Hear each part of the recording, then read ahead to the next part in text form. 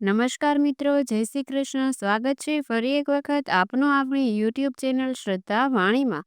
મિત્રો, આજના આ વિડીયોમાં આપણે શ્રાદ્ધ પક્ષ વિશે વાત કરવાના છીએ કે જેને ઘણી જગ્યાએ પિતૃપક્ષ તરીકે પણ ઓળખવામાં આવે છે.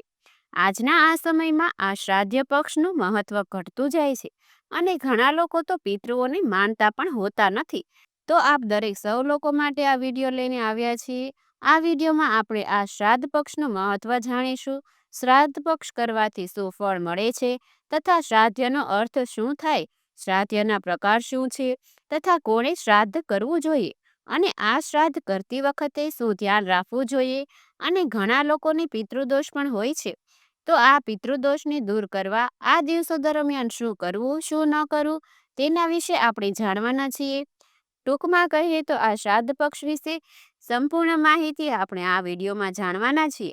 તો અંત સુધી મારી સાથે જોડાયેલા રહેજો. વિડીયો પસંદ આવે તો લાઈક કરજો, શેર કરજો. અમારી ચેનલમાં નવા હોય તો સબસ્ક્રાઈબ કરવાનું ભૂલતા નહીં કે જેથી કરીને આવા જ અવનવા વિડીયો આપ સૌ લોકોને મળતા રહે.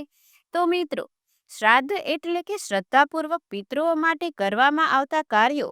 શ્રાદ્ધ શબ્દ શ્રદ્ધાથી ઉત્પન્ન થયેલો છે કે જેમાં પિતૃઓ પ્રત્યે પોતાનો પ્રેમ રજૂ કરવો એવું થાય છે.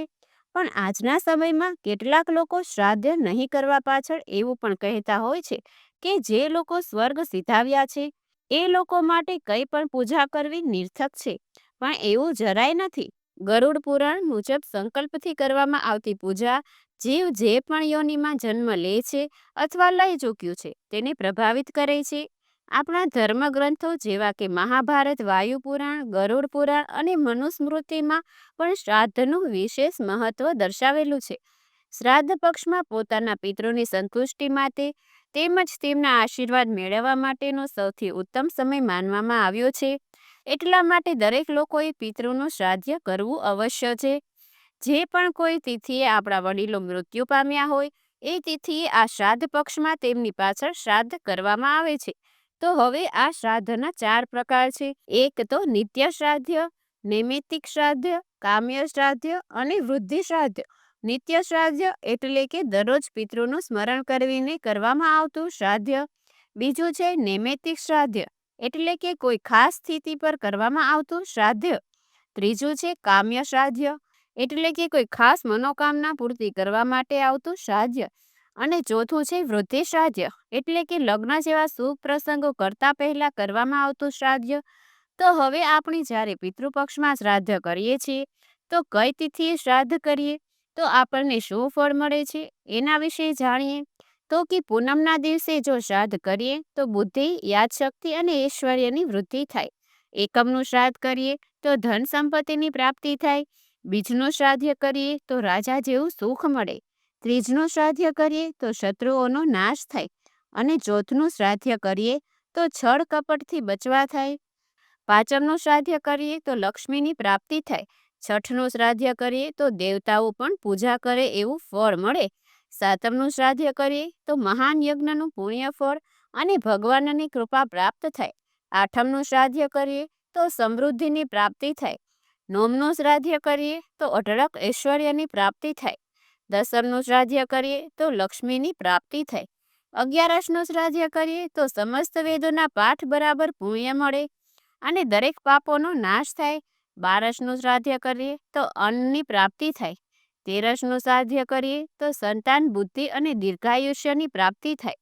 14નું શ્રાદ્ધ કરીએ તો અકાળે મૃત્યુ થતું અટકે છે. અને અમાસનું શ્રાદ્ધ કરીએ તો તમામ પાપોનો નાશ થાય અને ત્રિદેવ અને પિતૃઓની કૃપા પ્રાપ્ત થાય. તો અહીંયા આપને પ્રશ્ન થાય કે અમારે હવે દરેક દિવસે શ્રાદ્ધ કરવું કે અમારા પિતૃઓ જ્યારે મૃત્યુ પામ્યા હોય ત્યારે શ્રાદ્ધ કરવું? તો કે જે તિથિ આપણા વડીલો મૃત્યુ પામ્યા હોય તે દિવસે શ્રાદ્ધ કરવું, બ્રાહ્મણોને નિયાણાને જમાડવું. પરંતુ અન્ય તિથિ ઉપર આપણે બીજું કંઈ કરીએ કે ન કરીએ, પરંતુ મૂંગા પશુ પક્ષીઓને ખવડાવવું જોઈએ, લીલું ઘાસ ખવડાવવું જોઈએ, અથવા તો આપણે જે ભોજનની થાળી બનાવીએ છીએ તે ગાય કૂતરાને આજે ખવડાવવું જોઈએ. અથવા તો ખીર બનાવીને પણ જો ખવડાવવામાં આવે છે તો પણ તેને શ્રાદ્ધ કર્યા બરાબર ગણવામાં આવે છે. હવે એ પ્રશ્ન આવે કે શ્રાદ્ધની વિધિ કોણ કરી શકે? તો કે ગરુડ પુરાણમાં લખાયેલું છે કે શ્રાદ્ધ કરવાનો સૌ પ્રથમ અધિકાર પુત્રનો હોય છે. જો પુત્ર ન હોય તો પૌત્ર, પપૌત્ર, દોહિત્રી, પત્ની, ભાઈ, ભત્રીજો, પિતા, માતા, પુત્રવધુ, બહેન કે ભાણિયાઓ દ્વારા કરી શકાય છે. પરંતુ જો પુત્ર હોય અથવા ભાઈનો પુત્ર હોય તેને શ્રાદ્ધ કરવાનો સૌપ્રથમ અધિકાર મળે છે. તથા સ્કંદ પુરાણમાં એવું પણ લખેલું છે કે બીજા કોઈની ભૂમિ પર શ્રાદ્ધ ન કરવું. શક્ય હોય ત્યાં સુધી ઘરે જ શ્રાદ્ધ કરવું અથવા તો પુણ્યતિથિ, જંગલ, પર્વત, દેવ મંદિર આપ શ્રાદ્ધ કરી શકો છો.